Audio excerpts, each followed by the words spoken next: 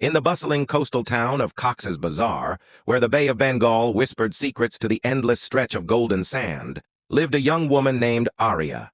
She was a painter, her days filled with capturing sunrises on canvas, her nights haunted by the ache of unspoken dreams. Arya had grown up in the shadow of her family's expectations, marry well, settle down, but her heart yearned for colors beyond the horizon. One stormy afternoon, as monsoon rains lashed the shore, Arya sought shelter in a quaint tea stall overlooking the sea. There, nursing a cup of masala chai, sat Rohan, a marine biologist from Dhaka. He had come to study the coral reefs threatened by rising tides, his notebook filled with sketches of fish and waves. Rohan's life was a rhythm of data and discovery, but lately it felt empty, like an ocean without its tides. Their eyes met across the steam rising from their cups. "That storm looks like one of your paintings," Rohan said, nodding at the wild sky. Arya laughed, surprised. "And you look like someone who chases it." They talked for hours as the rain eased, about hidden coves where dolphins danced, about how the sea could heal a weary soul. By dusk, they walked the beach together, barefoot, collecting shells that gleamed like forgotten jewels. Whispers of the waves' days turned to weeks.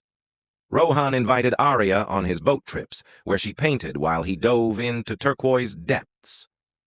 One evening, under a canopy of stars, they shared their fears.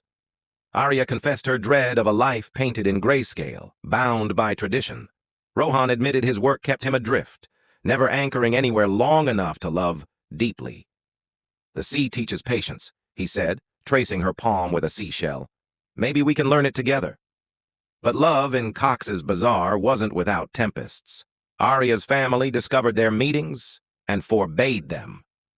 "He's a wanderer from the city," her father warned. "He'll leave you like the tide." Rohan faced his own storm. A research grant pulled him back to Dhaka, deadlines looming like thunderclouds. Torn, he wrote her a letter sealed with a pressed hibiscus.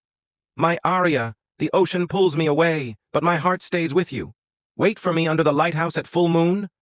Arya waited, her canvas blank, heart pounding against the roar of waves. The night arrived, moon silvering the sea. No Rohan. Heartbroken, she turned to leave, only to find him running across the sand, soaked from a broken boat motor. "I swam the last mile," he gasped, pulling her into his arms. "I couldn't leave without this." Tides of promise. They faced her family together the next day. Rohan spoke of his plans, not to wander, but to build a marine conservation center in Cox's Bazar, blending